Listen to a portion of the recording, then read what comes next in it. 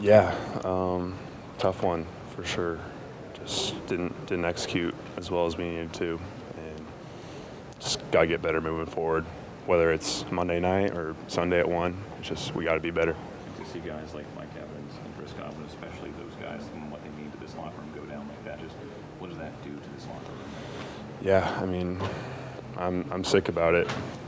Talk about great guys and great leaders and great players. It sucks. It's the terrible part of this job, but we also have to come together for them and play better and win games, and just carry on like they would.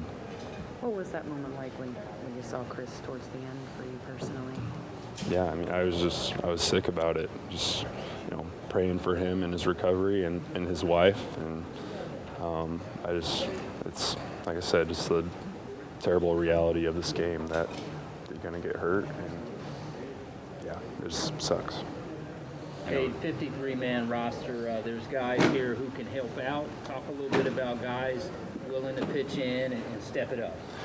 Yeah, we have a ton of guys who will do that. I know everyone in this locker room has the character to come together and collectively, raise our game for guys who have gone down, and so I know we'll do that. We'll practice and watch film and do everything we usually do. Just trust our process of getting better, and our coaches will put a great game plan together, and we just need to execute like we should. Cade, you keep mentioning the word execute. What do you attribute sort of the lack of execution, specifically in the second and third quarters, to? I'm not sure. I'll have to watch the film for that.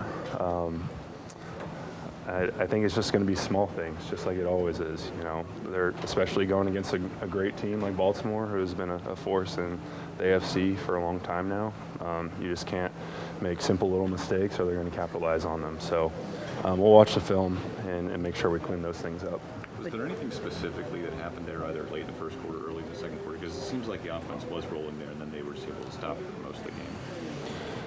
Yeah, I like I said, I'll have to watch the film before I make any big assumptions. But I know it's just going to come down to little things executing. It's not like everyone's busting assignments out there. At least I don't think it is. It's just going to be technique and locking out on details each and every play, especially against these good opponents, which we have another one coming up this week. So we'll be better. At the same time, and you guys were down about 20, and honestly almost came back, only lost by like 10. To not cave in, give up, what does that say about you guys as a team? Yeah, it's just the character of the guys in this locker room. I knew we wouldn't give up, and as bad as it looked, like there was still time on the clock and there was still a path to victory, and so we're gonna fight each and every second that there's time on that clock, and we had a chance, just didn't get it done. Every series is a new series. We know how dangerous Lamar Jackson is and all those weapons, and we just have to do a better job of playing every single snap as hard as we can. How much do you feel for your boys, Mike and Chris, and just what's kind of the emotion right now in the locker room? Yeah, I mean, just for me alone, when you see a guy like that who works so hard go down, it's devastating. And so, we're praying for him. We're hoping that it's not as serious as it is for Chris and Mike, and yeah, that's really all I can say about it. What's the process look like mentally regrouping from that, knowing, as a team you have to rebound and refocus on another game? Yeah, we have to go to the next game right away. A divisional opponent, very good opponent is coming in here on Sunday. We have a short week, so we need to get this loss out of our system and get on to Atlanta. Those injuries make it any tougher to shake off this game and focus on the next one? No, I think this team does a really good job of the next man up mentality. We have leadership in place. Just because those guys are down doesn't mean they're not going to be helping out those younger guys, getting them ready. And so I think it's next man up. We got to go for Atlanta. We let one go. I felt like we could have had a better game overall.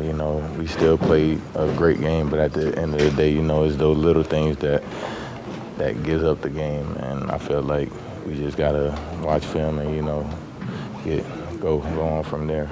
And a lot of emotion right now in the locker room. How much do you feel for your boys, Chris and Mike, right now and what they're going through? Yeah, man. Especially Chris, man. I just pray for him and his family.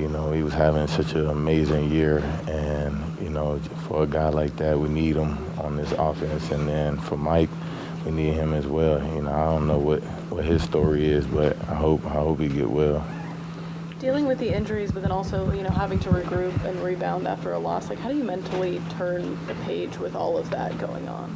I feel like it's just next man up, you know, for like younger guys like J-Mac, he just got to step up, and we still got Shep, so it's just next guy mentality.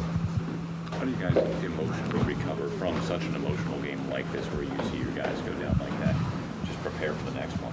Yeah, it sucks, but at the end of the day, we got a division game coming up, and that's our focus, man. We got to get this first place spot.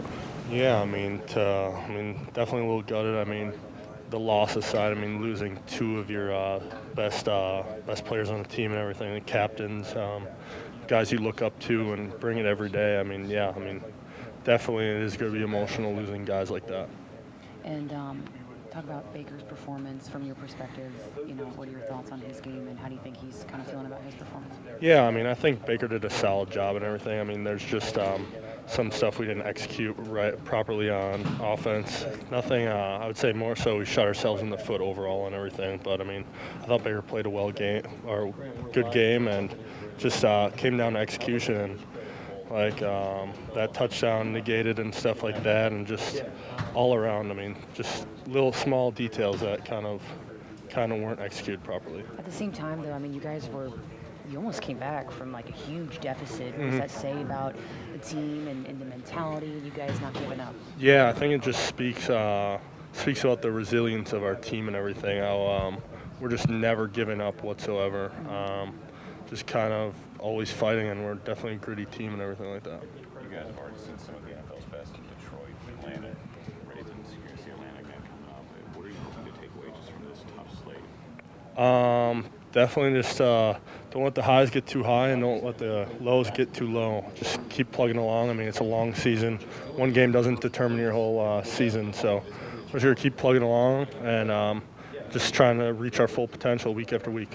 You guys came into the game with a three-man rushing rotation with Rashad White, Bucky Irving, and Sean Tucker. How do you think each of those guys did in bringing like a different element to the offense? Yeah, I think all three of them did a great job. I mean, they're all three of them are a little different. They all have their different running styles and everything. I think that kind of really plays nicely, keeps the defense guessing, and as long as we sustain our blocks up front and everything, I think it really keeps the defense guessing. With the injuries to Evans and Godwin going forward, how much more of an emphasis does it put on establishing the run game early?